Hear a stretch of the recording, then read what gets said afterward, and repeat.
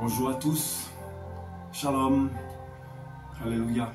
Alors j'aimerais aujourd'hui partager un court enseignement concernant l'esprit de Pharaon et l'esprit de Saül. Deux esprits qui sont très actifs dans cette génération actuelle. Et d'ailleurs j'ai été amené à être beaucoup en confrontation face à ces deux esprits. Parce que en tant que enfant du Seigneur et serviteur missionnaire appelé pour la Guadeloupe, je vous dis que j'ai eu affaire la plupart du temps. Ce sont des esprits qui sont très actifs dans cette génération et même en Guadeloupe. Beaucoup de serviteurs ou pas, sont vraiment possédés par l'esprit de Pharaon ou l'esprit de Saül. Vraiment, voilà. Alors on va voir un petit peu.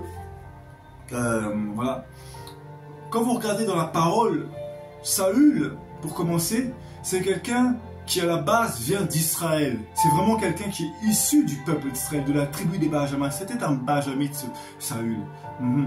Et lorsque vous regardez son comportement, c'était quelqu'un qui, dès qu'il a commencé à vraiment recevoir le sceau de l'esprit, il a commencé à être zélé. Sauf qu'à un moment donné, il était tellement zélé, il n'a pas attendu. Il voulait faire tout par lui-même.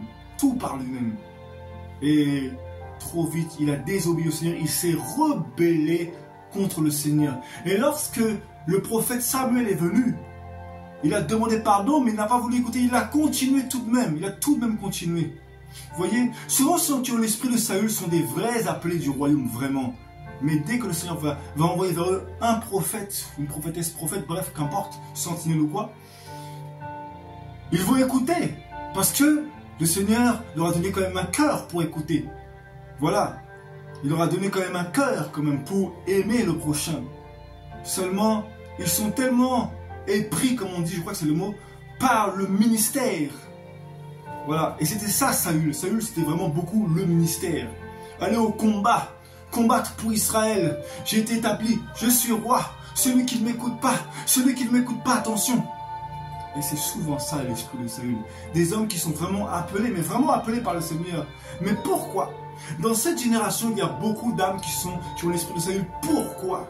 Parce que en fait, le Seigneur permet ça. Pourquoi? Parce que lorsque vous regardez la circonstance, la situation qui s'est déroulée en ce temps-là, le peuple voulait un roi comme dans toutes les autres nations. Comme toutes les autres nations avaient. Il y avait des juges et des prophètes, mais ils n'en voulaient plus. Alors le Seigneur dit, ok, donne-leur, fais ce qu'ils te demandent, donne-leur, dis-leur. Mais dis-leur par contre, fais ce qu'ils te demandent, mais dis-leur ce qui leur fera ce roi. Voilà, donc le roi les pieds en fait. Le roi faisait ce qu'il voulait en fait. Saül faisait ce qu'il voulait. Et lorsque celui qui a l'esprit de Saül voit quelqu'un qui a vraiment l'onction, parce qu'il est vraiment appelé, il y a quelque chose de spécial, il a été préparé dans le secret, et il va vite être jaloux. Parce qu'il y aura des combats que lui, il pourra affronter. Il aura cette charge. Il aura été établi, mandaté, scellé pour ça. Tandis que lui, vu qu'il avait déjà désobéi, il ne pourra pas assumer. Et dans le monde spirituel, même les géants vont reconnaître. Ne suis-je pas philistin? Donc ne suis-je donc pas votre adversaire? Et vous, n'êtes-vous pas esclave de Saül? Ça veut dire que dans le monde spirituel, même les esprits des géants savaient très bien dans quelle situation était Israël. Dans le monde spirituel, les esprits se moquaient d'eux. Vous voyez? Voilà. Donc lorsque une génération est remplie de l'esprit de Saül, c'est parce qu'elle l'a cherché. C'est une sentence, un châtiment divin. Et il y en a beaucoup dans cette génération. Parce que on veut un roi, un homme qui domine sur nous. On ne veut pas de Jésus, on ne veut pas. Maintenant, l'esprit de Pharaon, quand vous regardez, c'est un esprit qui va dominer. Mais lui va clairement prendre le peuple comme esclave. Lui, Pharaon, il n'est pas du Seigneur. Celui qui a l'esprit des Pharaons, en général, n'est pas du Seigneur. Il n'est pas du Seigneur en général. C'est un sorcier conscient. Voyez comment Pharaon a voulu tuer le peuple. Il a voulu tuer Moïse. Il a voulu tuer le peuple. Voilà. Celui qui a vraiment l'esprit de Pharaon veut tuer. Il veut tuer. C'est son objectif. L'église, c'est son trône. La chair, c'est son trône. Pour lui, il a transpiré pour avoir ce qu'il a. Alors qu'il n'a rien du tout transpiré, il a profité donc sur les autres. Voilà. Celui qui a l'esprit de Pharaon, mais lui, il n'est pas du Seigneur. Il est un sorcier conscient. L'esprit de Pharaon, c'est vraiment l'esprit de l'Égypte. Le monde, très clairement, et c'est un sorcier conscient. Vous verrez beaucoup de faux serviteurs qui ont l'esprit de Pharaon. Ils ne sont pas du Seigneur la plupart du temps. Et celui qui a vraiment l'esprit de Saül, lui, à la base, il est du Seigneur à la base. Mais c'est un châtiment divin parce que le peuple veut un homme à l'image qu'il attend. Tout simplement. Et dès qu'il va voir quelqu'un qui a l'onction et qui a été façonné dans le secret, qui a combattu des animaux que lui-même ne peut pas combattre, il va être jaloux. Il va l'envoyer au front. Vous verrez souvent ces hommes-là qui ont l'esprit de Saül vont vouloir aller au front. Mais ils seront limités dans les combats, ils auront une limite. Ils seront vraiment limités dans les combats.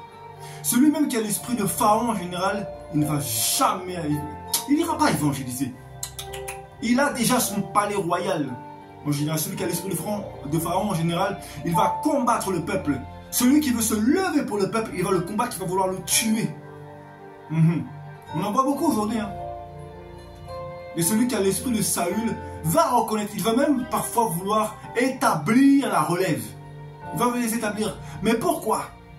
Parce qu'il va reconnaître l'onction et que ça peut être un avantage pour son ministère, tout simplement. C'est par principe. Parce qu'il peut être un avantage pour son ministère. Mais dès que il va lui faire de l'ombre, et ben voilà, il va vouloir le tuer. C'est ça. L'esprit de Saül, il y a un esprit de jalousie. L'esprit de Pharaon, c'est de la sorcellerie, très clairement, et consciente. C'est visible déjà. Quand vous lisez l'histoire de Pharaon, c'est très clairement visible. C'est le trône, c'est l'Élohim puissant. C'est pour ça que le Seigneur l'a tabassé comme ça là. Alors que l'esprit de Saül, c'est quelqu'un qui est jaloux. C'est juste quelqu'un qui est jaloux. Alors qu'il a désobéi. Il a désobéi. Il reconnaît l'onction, le mandat. Mais il voudra toujours tuer celui que lui-même pourtant a établi. C'est pourquoi David commence à fuir. Tout simplement. Voilà. Shalom à tous.